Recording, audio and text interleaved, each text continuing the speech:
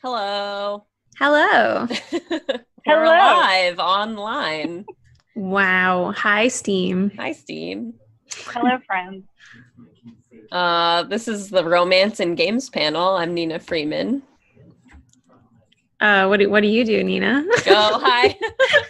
Yeah, we can each introduce ourselves individually. I work right now as a game designer at Fullbright, which is a studio in Portland, Oregon. Our last game was Tacoma. And I've also worked on games like Sybil and How Do You Do It and stuff, which are probably particularly relevant to this panel, which is why I mentioned them. And right now I'm working on a yet untitled set of games that's very relevant to this panel that I'll talk about a bit, that is kind of about dates and stuff. So you'll hear more about it, but I've worked on lots of lovey romance and also sex games. So that's me. Super cool. I don't know who should go. I guess I'll go next. I'm Tanya X Short. I'm the captain and generally lead designer at Kitfox on Boyfriend Dungeon, primarily right now, which is the reason I hope I was invited to this panel. Previously, we published The Shrouded Isle, which I was a writer on, not a designer. And I was also a designer-writer on Moon Hunters and Shattered Planet, and before that on MMOs like The Secret World, which had some romance, I think, but I wasn't involved in that. So I'll mostly be talking about Boyfriend Dungeon. I hope that's okay with everybody. Hello, everyone. I'm Kate Gray. I'm currently the narrative director at the studio in Montreal called Co-op Mode. It's actually next door to Tanya, so we're Cute. We're currently working on a game that is as yet unannounced, unrevealed. Maybe it's something to do with romancing games. I don't know. Maybe. I also write about romance and sex games for Kotaku. I've done it before on Waypoint, now Vice Games, and The Guardian, and a few other game-type websites that I don't remember right now. And also, I am on a bus. Sorry, it's a bus noise. You can check that off your bucket list. Do a talk from a bus. It wasn't on there, but it is now. Yeah. So we wanted to start off with one question, which is, we are wondering, why are romance and sex often the same thing in games, or often talked about as sort of like within the same umbrella or same topic? They're just often like really closely associated, I think, both by game developers and by consumers as like the same thing. And I think it's an interesting question that doesn't have like a true answer. And I wanted to have us chat about that. And I guess I presented the question. So one of y'all, I would love to hear your opinion about it. I think I have maybe a cynical thought on this. That's fine. Which I may be having a lot of. I think that sex in games is easy to kind of view as a prize, as a win state. And romance is so much more difficult to have a win state for. So often, like a sexual relationship with someone in a game stands in as like the congrats, you did it kind of thing. Whereas with romance, it's kind of hard to feel like there's ever a neat ending, like narrative-wise. So that's at least one reason that I think they're sort of the same thing. Yeah, I don't think that's cynical at all. I think that's absolutely practical. Like my definite, and I think it's because it's so personal too. Like in order for me to, let's pretend that there's no sex in Boyfriend Dungeon. There totally is. But if there weren't, the question would be, okay, so how do I know that I am the ultimate romantic and with this person? And in Boyfriend Dungeon, sex happens at various different times, but like, in that alternate world where it doesn't exist at all, I do think that I would then have to, and I do have to, impose my views on what I think the ultimate relationship with this individual character means. And that might not be comfortable for all players. Or, you know, it might vary from character to character. And I think that's super interesting as a writer, as a creator, but like for players, it might be slightly uncomfortable that like, oh, to be ultimate romance with this person, I genuinely am just their best friend or whatever. Or, you know, the intimacy feels different for different people. And I think it's much harder for players who, especially because we're all used to seeing like progress bars and numbers and like checkboxes and things like that. Just to know like, oh, well, did I do it? Are you sure? That confidence that like you achieved something is like not part of romance, and sex is an easy way to say, no, there is a checkbox somewhere. And yes, you did do it. And so I think it's natural to jump to that, but also problematic. Yeah, I think the sex as like a goal thing is interesting because like, at least from my perspective, when I was working on Sybil, which is, for people who haven't played it, it's a game like basically about meeting a guy online, having sort of a relationship with them, and then they meet up and have sex. But the ending isn't happy. It's like sex that ends with like, spoiler alert, he leaves and he's like not into her. So it's kind of like a breakup, even though they're not really in a relationship. It's one of those like harsh endings to a love story. And the sex in Sybil is very much like not intended to be romantic at all. It's like confused and chaotic. And like, I think a lot of real sex is like that, where it's like not love there necessarily, nor does it feel like there is to the people involved. And Sybil, I was kind of exploring that, where I was like, yeah, that's kind of like a bad memory of sex. And then like after it, it's like not fun. So I think sex has a lot of layers to it. Like you were saying, it really depends on the personal experience of it. And there's not really any sort of truth to like a generic narrative about sex or romance or tying them together. There's like just so many, you know, versions of it that depend on the person. I mean, then again, I wonder if part of the reason we think sex is such an easy jump to as a checkbox is because we don't depict it either. Like there's so many different kinds of sex, and there's so many different like feelings around that you can get from sex, and purposes to sex that like, but because we don't show it on screen most of the time, if we're being tasteful, it's just like, oh no, it's that thing that happens, you know, when you fall in love, and then that's the end of the game. Haha. Yeah. Also, sometimes it's just purely physical, which like is like it's a whole other. So it's just there's just so many different factors. But I mean, if you have romance and sex tied together, that's also lovely. I would love to see that. That sounds great too. I don't know. I don't feel like there's just so many versions you can do. Yeah. One of the questions that somebody asked me on Twitter is actually Josie, a super awesome composer. She asks, I'm curious to know how you all think about what your target audiences might look like and how you design for different needs and interests for sexual and affectional orientations. That sounds relevant to what we're talking about now. I mean, your stories are it sound like they're slightly more autobiographical, Nina, but yeah. So you don't really worry about other orientations or other audiences? I mean, there's like a certain amount of, you know, consciousness of the audience that I think you always have as a game designer, especially like I try to do like tons and tons of playtesting when I'm working on a game. So then I'm always faced with like, oh, who is this player? What are they doing and thinking about the game? And I'll like actively ask them for feedback. So there is awareness of it, but my approach as a designer is like, how do I represent my personal experience or this character's specific experience in a way that like communicates the specificity of that to anyone? And hopefully the hope is that the embodiment of that character is powerful enough for someone of any background to sort of like see through their eyes and like step into their shoes a little bit. It's not always successful for every person.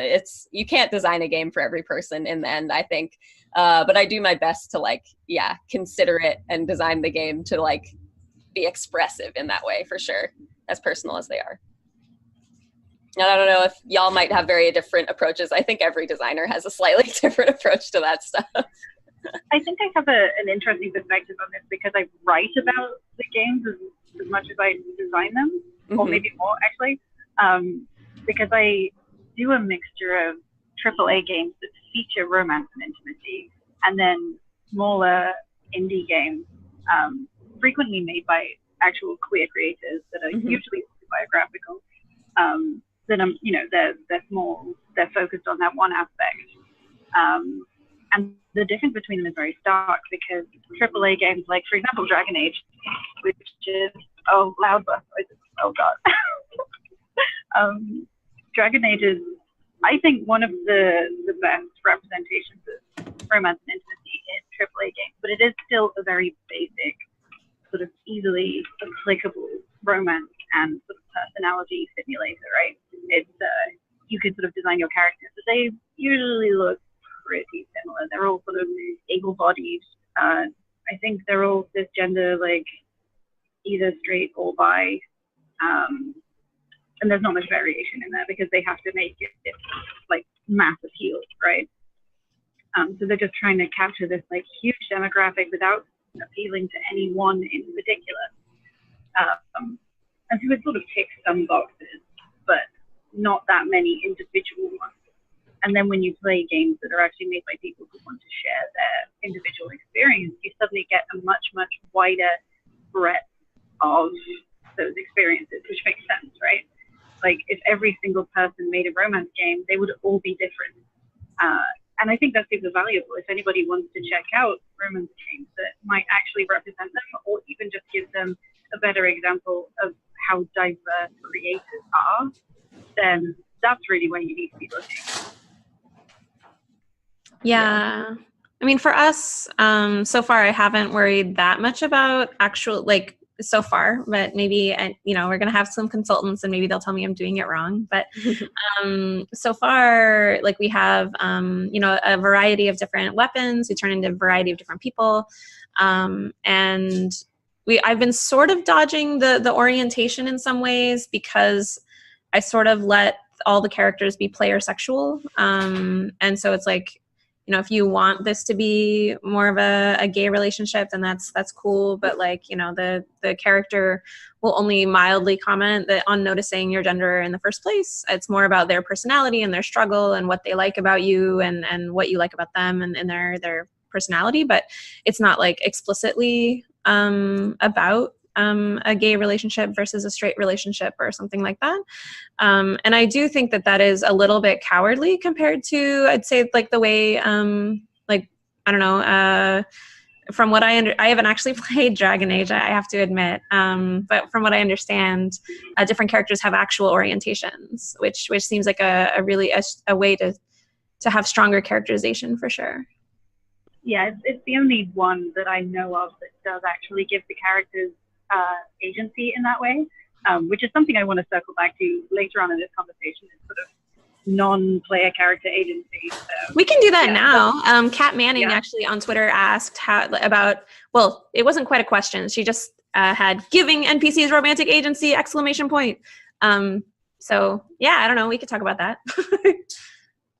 Yeah, I'd be interested to know both of your thoughts. I think I need an example because I'm not sure what exactly is meant by NPC romance. I think I can guess, but I want to hear from y'all first. Okay, I mean, going off of Dragon Age, I've written a lot about it because no one's stopping me.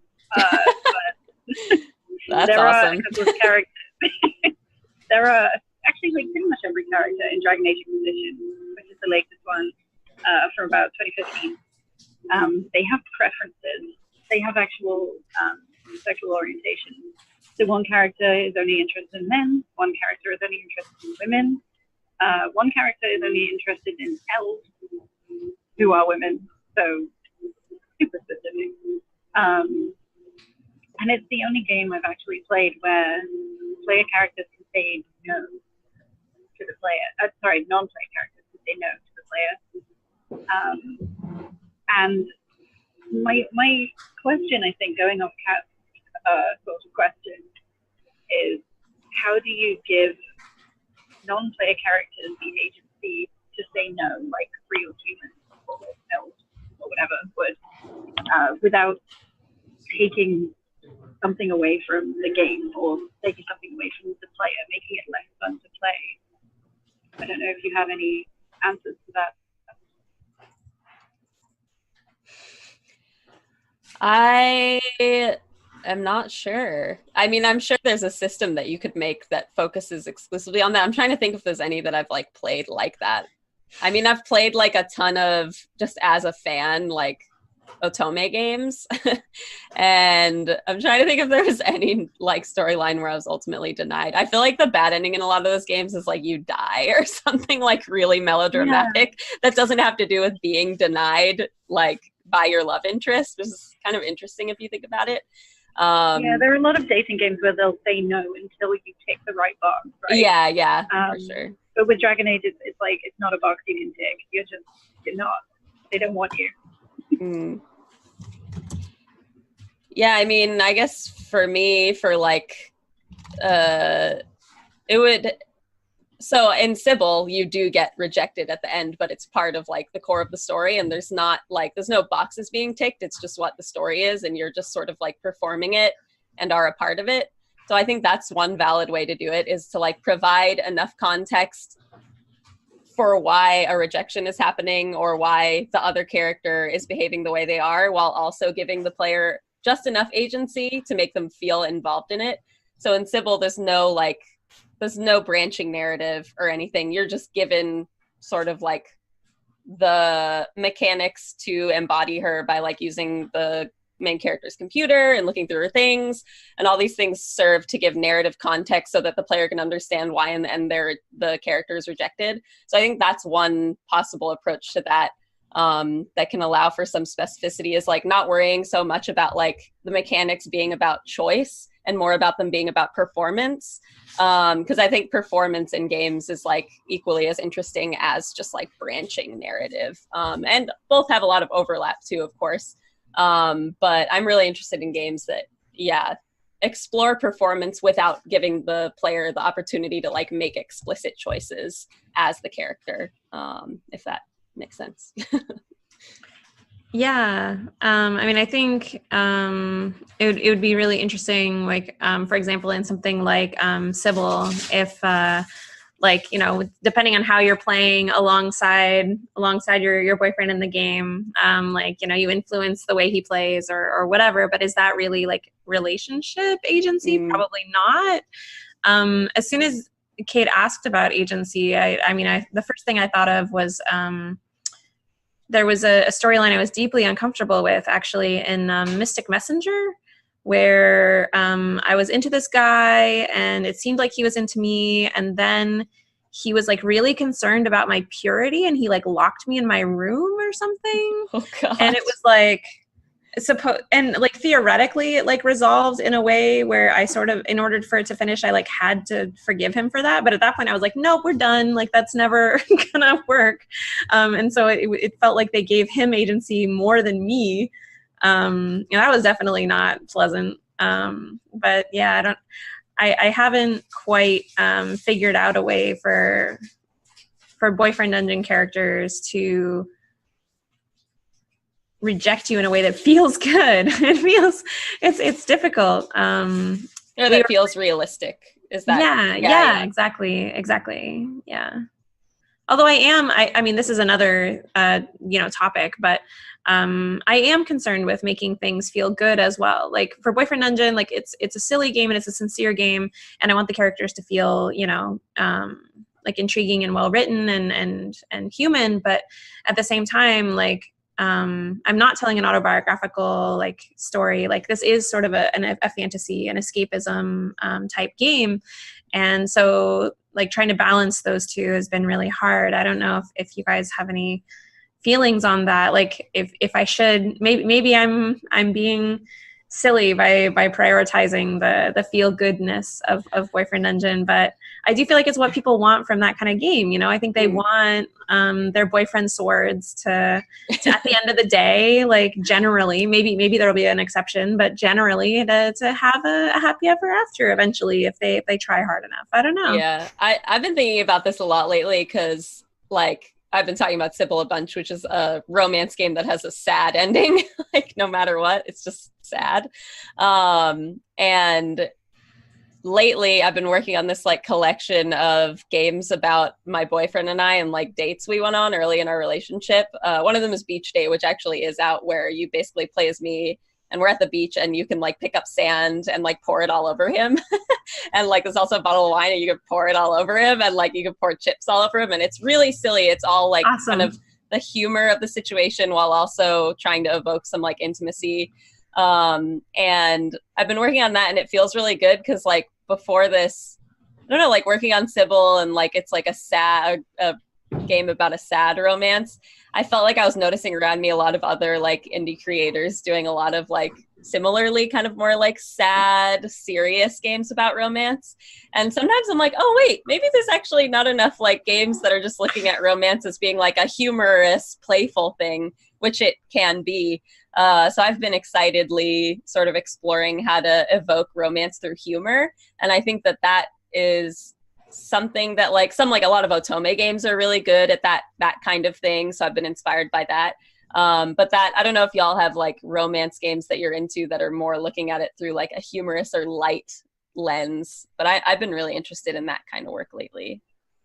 I actually think that's a really interesting point that I kind of want to cover again from a different angle, because I still can't talk about my own project, but I tend to, when I'm writing about sex games, I tend to write about it like jokily, lightheartedly, and sometimes I tell jokes. And in the past, that caused awkwardness, and like some people really, really don't like it for completely justified reasons. And a lot of the feedback that I get when people think I've gone too far with the jokes is that I'm sort of downplaying the seriousness of what sex and intimacy and romance and sexuality can mean to some people. Like, it is very difficult, a very tough subject, something that a lot of people have to work really hard to even get to the place of it being normal, let alone like fun and funny, right? And sure. I think it's a very, very valid and interesting point that people bring up. But I agree with you, Nina, when you say that it's important to also show that it doesn't have to be sad and serious all the time. So I would like to know where the middle point is. I would like to know how it's possible to sort of have both sides of it. Is it possible even? I mean, I do think that Dream Daddy is an interesting example of something both lighthearted and well done, that I would say is still well written with compelling characters. I wish I had more of it. I haven't played as much as most people maybe, but I do want to learn from their, I don't know, the atmosphere of feeling like the characters are generally fun to interact with, but they can also make decisions that you might not like, and that's part of life, and that's part of love, you know. That is interesting. Sorry. No, go on. I'll add after. Interesting because it is, like you say, Tanya, it is a pretty good representation of something that can be lighthearted and good and wholesome while also being serious, you know. But I will say that it's a very fictionalized and idealized world in Dream Daddy, where you can just sort of walk around and be in like some part in America. You can be an openly gay dad, and that doesn't cause any problems. And you know, for a lot of people, that is reality. And like, is it okay to show a sort of gently fictionalized version of that for the sake of the game and for the sake of telling this really lovely story? Did that, you know, seem lacking to some people? I don't know. I mean, I see that critique, but I guess I also feel like, I don't know. So I can't comment on the lived gay experience for sure. But what I can comment on is like when I, like as a feminist, as a white woman, you know, when I see depictions of women that always are like battling sexism and like overcoming their sexual harassment or whatever, I'm like tired of that, and I'd rather just see, and I'm fine with it being lightly fictionalized, that like, no, this woman goes about her day and doesn't deal with that crap every day. And so I don't know, I imagine that, and for Boyfriend Dungeon as well, it's just kind of, it sort of takes a cue from Dream Daddy, which I'm sure will get criticized for. I mean, feel free to start criticizing any moment, everybody. I'm sure you already have. But we're definitely like just accepting that, like, okay, not only are gay relationships just kind of cool and everyone's cool with it, there's also like polyamory that everyone's cool with, and also non-binary people don't get their gender questioned or messed up at any moment. Like, there's all these things that we've sort of decided in order for the romance to feel safe and for people to feel like they can express themselves and enjoy the world of Boyfriend Dungeon, and like really get into that romance. I felt like yeah, that safety, that emotional comfort of being in that space that might be unfamiliar, actually it would help, but maybe it makes it a weaker piece of art. I don't know. I'll have to see what a lot of people think, I guess. I feel like I think that kind of thing is good when it, like, the context is there to say, like, this is that kind of work, and it's not like trying to be a critique or like trying to be more than that, when it's just like a happy, safe space. I feel like when there's context provided that like says that that's what it is, I feel like that's a good thing, and like probably will make it attractive to a lot of people. But it's good to have both, you know? Yeah, I think they can all exist simultaneously. Oh, absolutely. I guess my question is, like, for Dream Daddy, do you, like, I felt kind of like the title set that context. Like, when I hear a game Dream Daddy, like, I'm not expecting like hardcore, like, human rights suffering. I don't know. But I don't know, Kate. Right. It's doing a lot for representation by showing a fictionalized, idealized version that is progressive and diverse.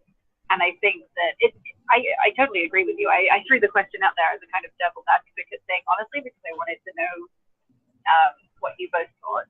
And I appreciate your insights into it, because I think you're both right and you're both insightful about the whole subject. That it is good. It is good to show goodness. I think your sort of like women suffering example is quite a good one, because it's like I don't want to play a game that's like that. That's like what it is in real life. I think it's important to play games that showcase what it's like for other oppressed people, because that's not a lived experience for me. Yeah. So yeah, I mean, I can see we're getting a lot of comments in the chat that people are like, oh, can we talk more about romance before the time is up? So maybe we can find a way to bring this back. I had one game that I think is an interesting example that bridges the topics a bit. I really am into like how Robert Yang's work is both humorous and also about like sex and like being into like. But is it about flirt romance? With people? Well, I mean, I guess depending on how you think of romance, like I think of Cobra Club, for example, that's like kind of about online dating or like online flirting in some way. That's like how a lot of romance begins, for example, is like finding someone on the internet or sharing your picture. And sometimes that's very sexual for some people. Sometimes it's not. Yeah. And Cobra Club sort of blossoms out into this like greater political critique, I think. But I like that it kind of like has both of those things. So if folks are interested in games that like kind of tie the two together, I think Robert Yang's stuff is really, really cool. I agree. I'd like to know what the chat wants us to talk about, actually, because romance in games is a pretty wide genre. Like, do you want us to talk more about Dragon Age, or? I haven't played Dragon Age, and I've been in so many conversations about love and sex in games, and it always comes up, and I'm like, I guess I should just play it. So I do feel like it's like a time to Dragon Age in every romance panel I've been on as well. We don't have to talk about Dragon Age. We got one person suggesting Witcher is also an interesting discussion, which I did play, and I picked Yennefer, but I don't remember it very well. I just remember enjoying myself. Yeah, I like in that game how some of the sex stuff is like pretty silly. And like, I don't know, that game doesn't take itself too seriously, and I find it pretty refreshing. That's kind of what I like about the romance in that game. I don't find all of it like super believable necessarily, but the fact that it sort of like parodies itself is really like cool, I think. It makes me like engage with it more. It is an example of where romance and sex are one and the same not that Yeah. many romance themes that aren't naked. Yeah, it's true.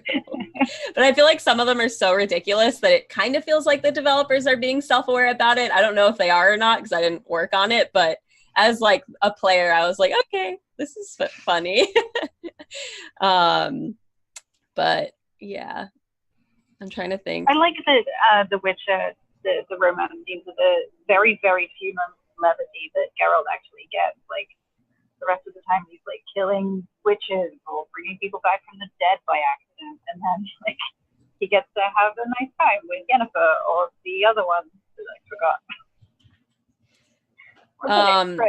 That's it. I was just looking, we had some questions that we had come up with ahead of time, and I'm interested in this one that Tanya was asking, which is, when has sex or romance been exciting in game, like exciting and satisfying in a game that doesn't have it end in like as the end game thing or the prize, and what made that stick out to you as really interesting? I think it's always good, like in these kinds of panels, to like share what ones we really like. I'll just start off with one, which is a game by Leah Schoenfelder, and it's a little more on like sex side of things, but it's called Ulta. Trigger warning, by the way, for very sexual, comedic, ridiculous imagery. But it's sort of a game about like you're playing as this young woman, and her grandmother's like, oh, you have to get married. And it's like sort of a game joking about like this young woman trying to find her partner. And she like goes through all these different sex partners, and then like the last one she picks is the one she marries. And it's just this sort of like parody of the ridiculousness of that sort of situation and the social pressures of like marriage and stuff. So that's one I would recommend as being really interesting. And I don't know if either of you have one that you would want to share. I have one that comes to mind. It might not be like my favorite ever, but it's one I played really recently. It's called Night Sisters, and it's by Transcendent Media. It came out pretty recently, or is coming out pretty recently. And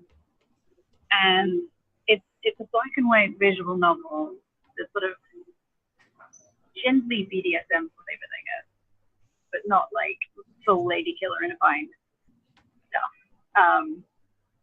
And it sort of tells the story of a non-binary character called Leo, who's kind of awkward and not very good at like physical intimacy, sort of finding their feet. And then also there's some kind of cult business going on in the background. And it's a story that doesn't really have a tidy ending or like a tidy anything, and that's why I like it. It's sort of messy and real and organic, and I thought it was a really good experience, and maybe everyone else would appreciate that. Yeah, I think it's worth trying. That sounds really cool. For me, I mean, the reason I wrote that question was because so for in Boyfriend Dungeon, Dagger is a woman. She turns into a dagger in the dungeon. But she is also an artist and a painter. And she was written not by me, so I'm not going to brag about my own writing or anything. Don't worry about that. But it was written by Meg Giant, and she sent me the draft, and I was reading through it and kind of like feeling how it would feel to be the player. And there's this ex that she keeps seeing, and kind of like, ugh, God. And then like they like she takes you away, and then at one point, relatively early after she sees him, she's just like, oh, yeah, player, do you want to go back to my place like right now? And you can do that.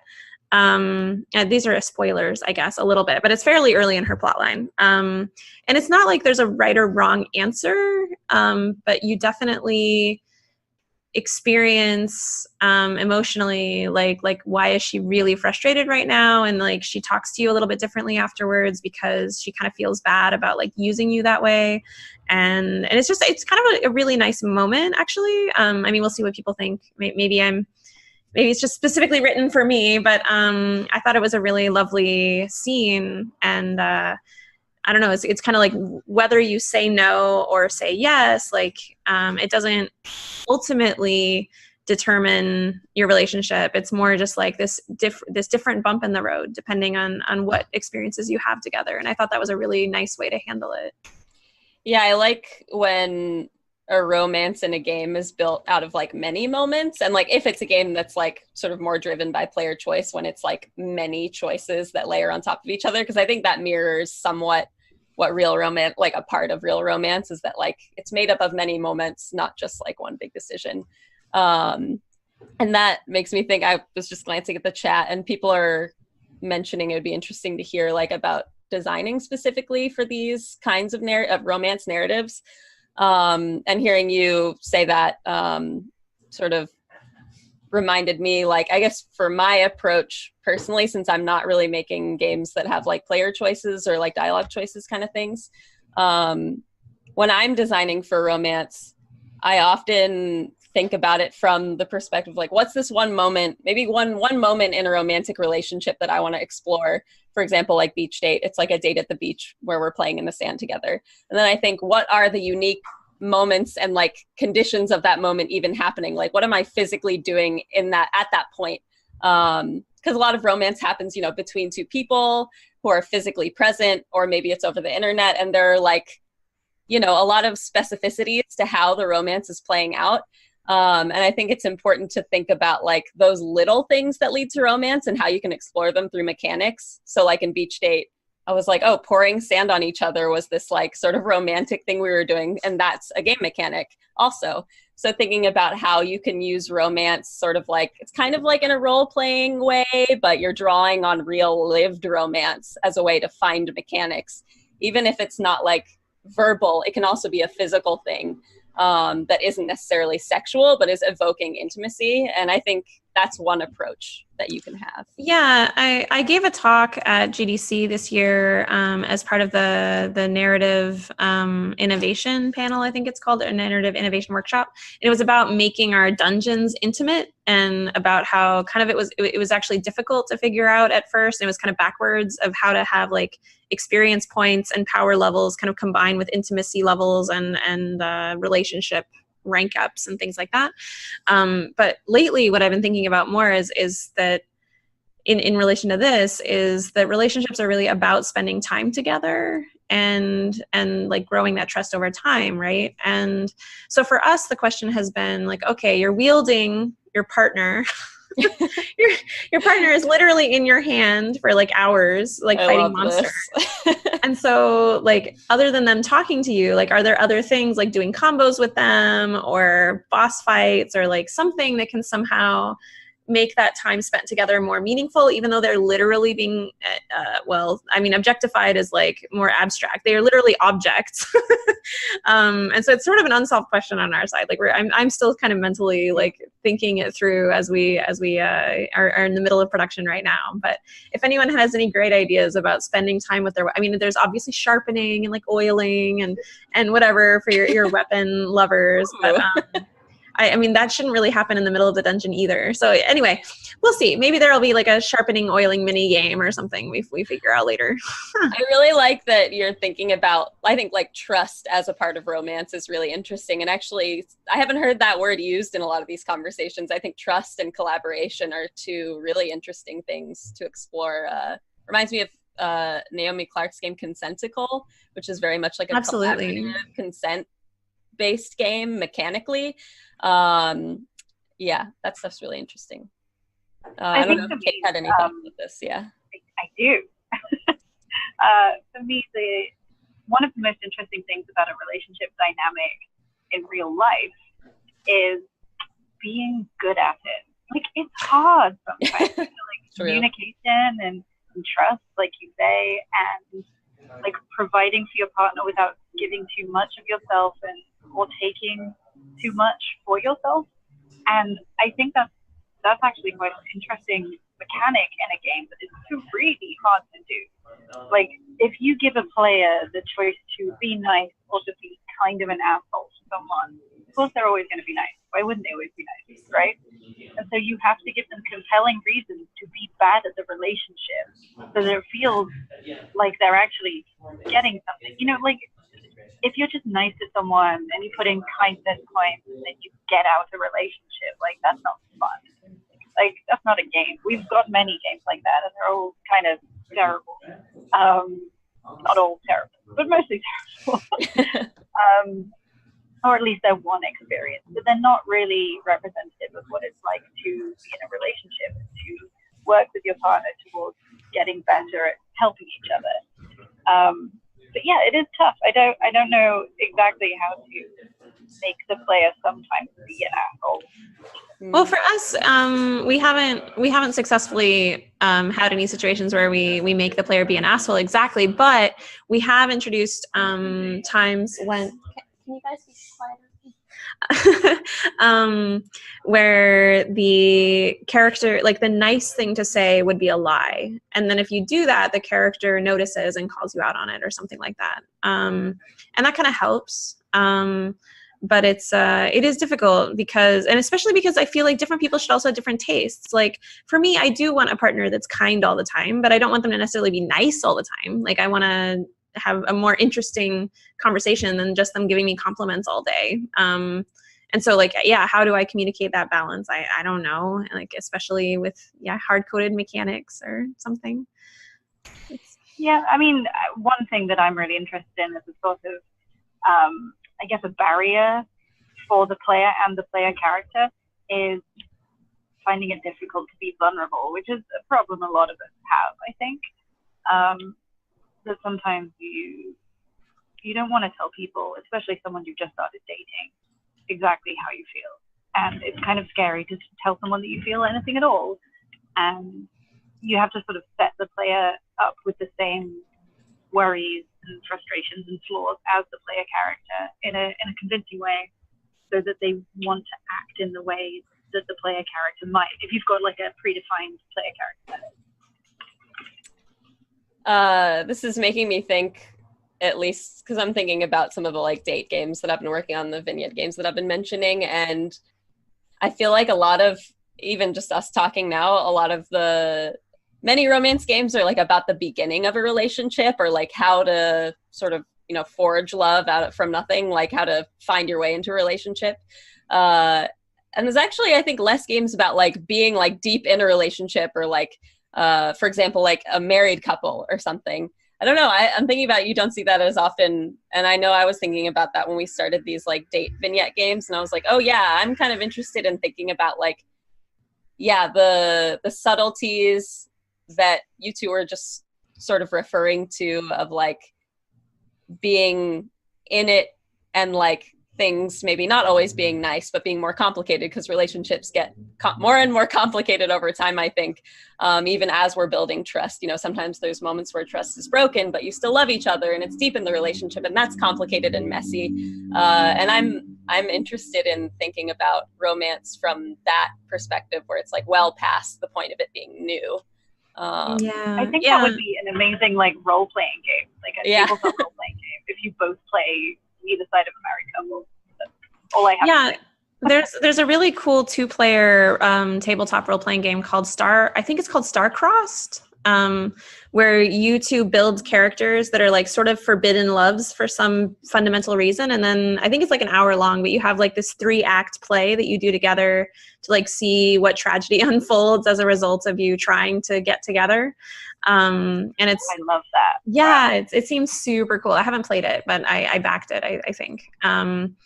But I was going to say that one of my favorite depictions of if I recall correctly, it was some years ago now, but I'm pretty sure if you play Charade, which we only have a few minutes left, by the way, but Charade, it's this game where you're thrown in, you're the dinner guest of this married couple that's fighting. And it's a text parser, so you can say whatever, and it has like a million words of potential responses, and it's like dynamically, like the fight is just getting worse and worse between them, like the husband and wife are just like going at it, and you're just like, whoa. Like, what am I in the middle of here? And they're trying to bring you into it, and you don't really want to. It's a really amazing game. But you're not an active romantic participant, but it's still like, even just witnessing that moment of like breaking romance is really interesting. This conversation is making me think. Facade, not charade. Facade. That makes much more sense. Thank you, chat. I I think we're talking about romance, and I don't know, I think this is not off topic, but like love itself can also be like between family members, for example. And I know I've been really enjoying the second Life is Strange 2. I'm thinking about it because the new episode just came out and I'm excited to play it. But like, I enjoy games like that where it's exploring like the love between family members also. And I think the way they depict that in that game is really interesting. There's a scene, I don't think this is spoilery, where they're like in a motel room and they're listening to a song that they both really like. And the whole scene just has one unique mechanic where they're dancing together, and you can like kind of control them like as they continue to like jump all over the bed and dance together. And it's the silly, like lovely scene where it's just like, oh yeah, these two brothers love each other and have spent their lives together up to this point, and they're going through this traumatic situation. And I think that's also like a kind of interesting aspect to think about when we're talking about love in games. Can be like family. I would actually love to see more platonic or even like asexual relationships, just like different versions of love that we don't often see, that aren't often like promoted in the media at large. Like, you don't see that many movies about friendship unless they're about like girls on a road trip or boys getting drunk. Like, hey man, we have Lord of the Rings, you know, you got the ultimate romance. That is true. More Lord of the Rings is what we need. Okay, well, we only have 2 minutes left. Yeah. We're supposed to plug ourselves. So I'm Tanya X Short. Upcoming next is actually, I'm also on that panel, procedural storytelling in games. But please do go wishlist Boyfriend Dungeon if you're at all interested in dating your swords and other assorted weaponry. Kate, do you want to go next? Yeah, sure. I'm Kate Gray. You can follow me on Twitter at How Not to Draw. You can also find me on Kotaku, is where I mostly live. And maybe in about 2 years, there'll be a game that I made. Ooh. It's going to be so good. That's exciting. Tanya knows the secret. I'm Nina Freeman, again, game designer at Fullbright. I talked a bunch about Sybil, which is a game I worked on, Cibele, and these date games that are untitled that my partner and I've been working on. I've been tweeting lots of screenshots and stuff on Twitter and occasionally streaming, working on them on my Twitch channel. So you can find me at HentaiPhD on Twitter. And y'all should plug your Twitter handles too for folks to follow you. Do you actually have a PhD in hentai? No, it's a joke. I've always been into hentai, and like I'll talk about it like randomly and like sometimes in like a critical way. And so one time I was doing that and one of my friends was like, "What, do you have a PhD in hentai?" And I was like, haha, that's hilarious. It's gonna be my handle forever now. Yeah, well, my Twitter handle is very unimaginative. It's just Tanya X Short. So feel free to come say hi sometime. I'm How Not to Draw. I think I said that. I don't know if I said it was Twitter though, but that's me. I'm on Twitter. Yeah. Cool. Well, that's our panel. It was really fun chatting with y'all. Yeah. I'm glad we got Thanks for coming, everybody. Yeah. Have this Thanks, time. everybody. Thanks to the chat for hanging out. I hope you enjoy the rest of the talks.